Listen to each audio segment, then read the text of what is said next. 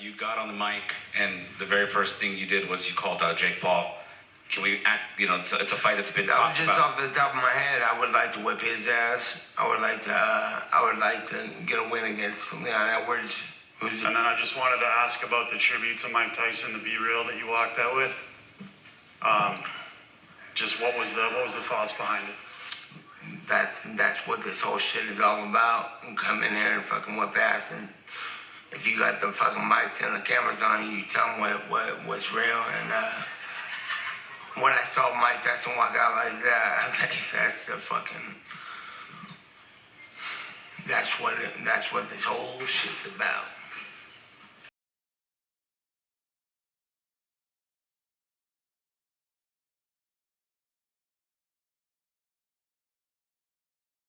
Bitches.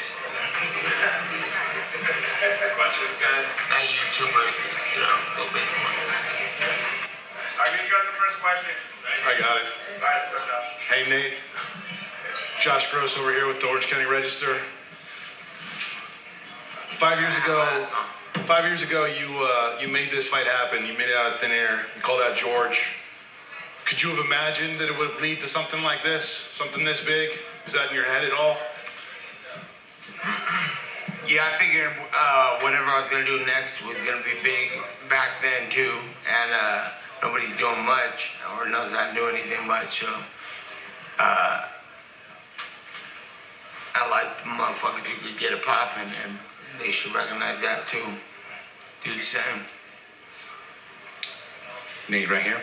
Simon Simano with MMA Junkie. You walk away from this fight with a majority victory.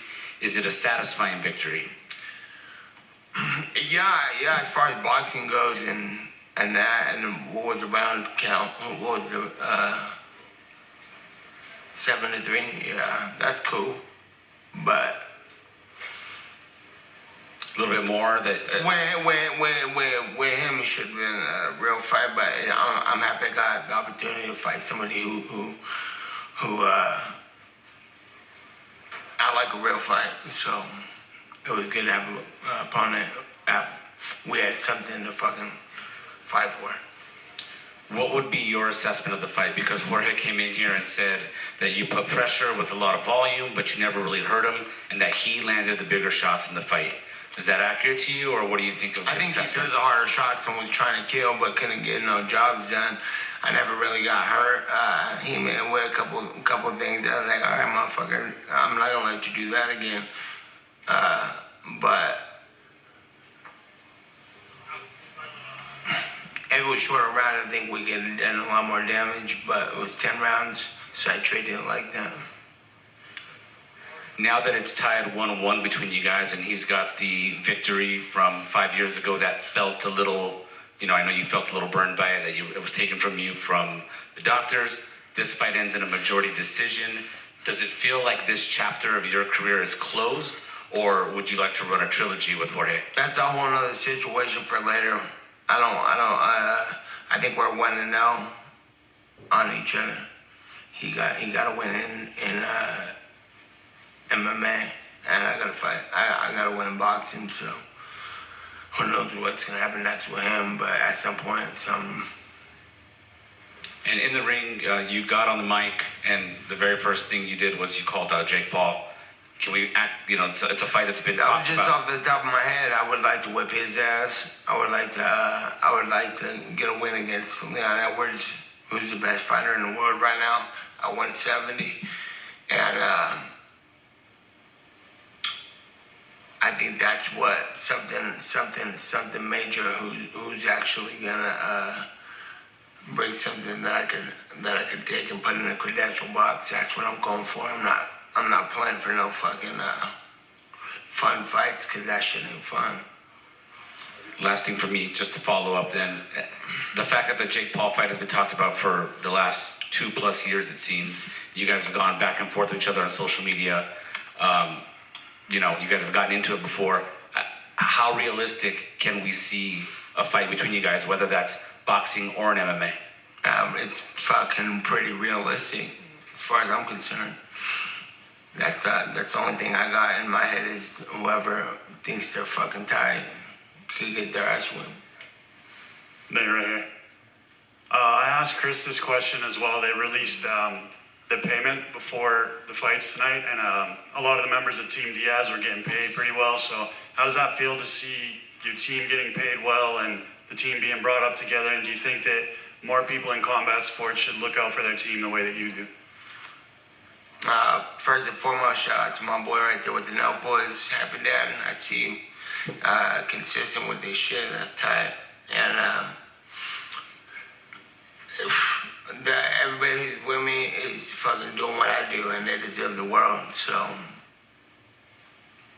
and a lot of other fighters probably in a similar situation. So it's up to them if they gonna get it, because we're gonna get it, and that's the plan.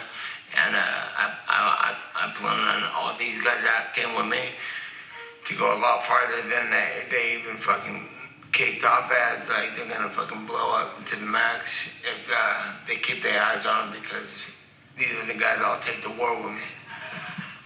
And then I just wanted to ask about the tribute to Mike Tyson, the Be Real that you walked out with. Just what was the thoughts behind it?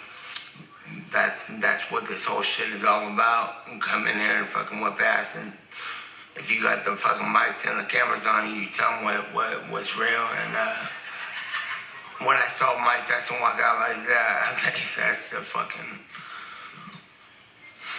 that's what this whole shit's about. Hey Nate, Carl Cruz of Carl Cruz MMA. The crowd was going absolutely electric tonight. That place was nuts. Do you enjoy getting to fight in front of your home state crowd? Yeah, I love it. I love that. I know where everything's at here. I know a bunch of people here. And this is the best state and the best country in the world, so why would I not want to be here? Last question, are fight days a little different without Nick? 100% less scary and fucking intense, and yes. If Nick's here, I better kill that motherfucker, because that shit wasn't good enough. And Danny here with Chicana Boxing. So, what are you gonna smoke after this? Like what's the deal? You got any weed?